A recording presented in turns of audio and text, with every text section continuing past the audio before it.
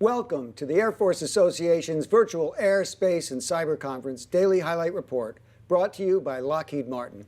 I'm Tobias Naegele, Air Force Magazine's Editor-in-Chief. And I'm Amy McCullough, News Editor at Air Force Magazine. Chief of Space Operations General Jay Raymond today swore in hundreds of new space professionals from all over the world, north of the Arctic Circle at Thule Air Base in Greenland, in the Middle East at U.S. Central Command, in the Pacific Indo-PACOM, and all across the United States. Probably close to 300 or 400 operators that are here with us today virtually in those locations spread out around the globe. And we're going to take the oath to officially bring those airmen into the United States Space Force. And so if the folks that are on the screen can see me, if you will please rise. And we're going to start, and we'll start with the officers. In the auditorium, please. Why not? Raise your right hand and repeat after me. I, having been appointed an officer in the United States Space Force, do solemnly swear that I'll support and defend the Constitution of the United States against all enemies, foreign and domestic, that I bear true faith and allegiance to the same, that I take this obligation freely, without any mental reservation or purpose of evasion, and that I will well and faithfully discharge the duties of the office upon which I'm about to enter. So help me God. Congratulations and welcome to the United States Space Force.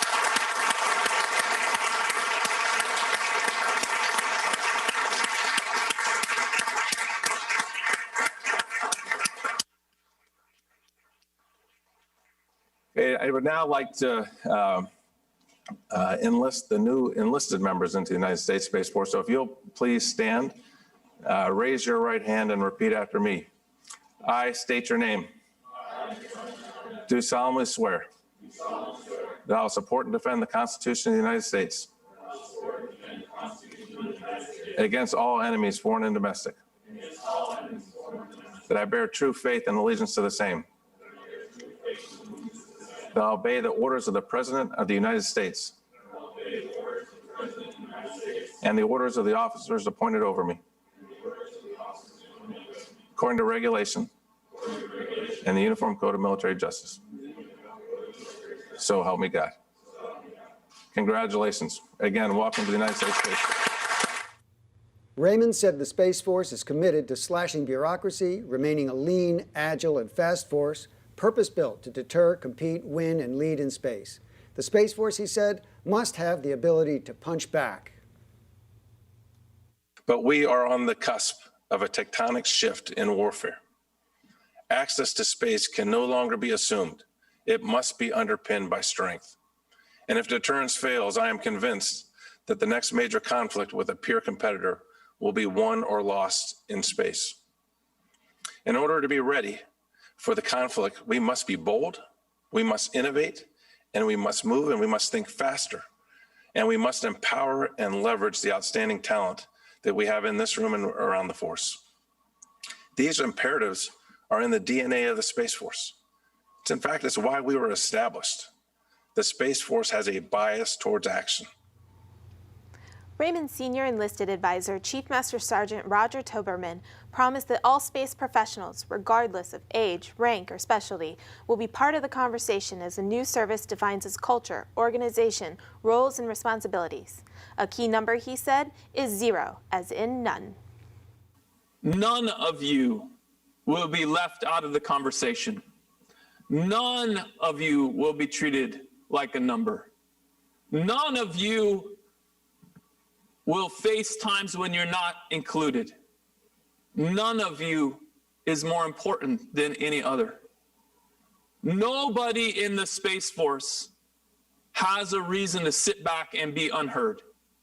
Nobody in the Space Force has an opinion that I don't want to know. This really is your service, and our size and scale gives us an advantage, a level of intimacy that nobody else can have. Toberman said the Space Force will not use promotion tests, but instead hold promotion boards to advance its space professionals at every level, making it unique among the armed services. Because of its size, the Space Force will need every member be a critical thinker, Toberman said, and space professionals will be expected to speak digital as a second language. Specifics will follow soon, he said. Department of the Air Force's Acquisition Chief, Will Roper, defined the Advanced Battle Management System as the Internet of Military Things, showed a demonstration of a hypervelocity projectile striking a cruise missile in flight, and revealed that the Next Generation Air Dominance platform had already taken flight and broken records. We have a signal detect of something coming over away from a tripwire, so it saw something.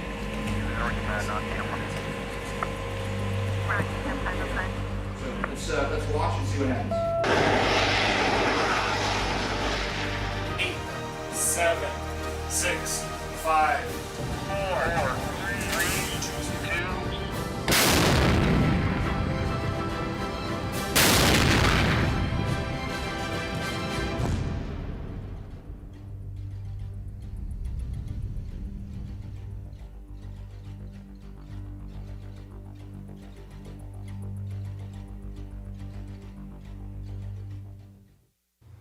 Air Force Global Strike Command boss General Timothy Ray said the Air Force's desire for 220 bombers, including 100 of the new B-21 Raiders, is not set in stone. Speaking during a Mitchell Institute session on stand-in and standoff strike, Ray said attaining 220 bombers is a living number that could change as the Raiders come online and legacy aircraft are modernized to support new or future weapons. United Launch Alliance CEO Tory Bruno said he experienced a wake-up call moment when he realized the Chinese might be able to access his company's proprietary data.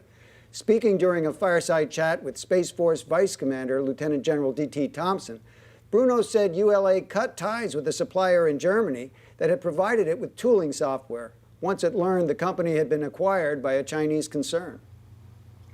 Air Force Recruiting Service Commander Major General Ed Thomas said the Air Force will implement diversity targets beginning in fiscal 2021. Thomas said the targets are not a quota, but a measure that can be adjusted and tweaked as necessary.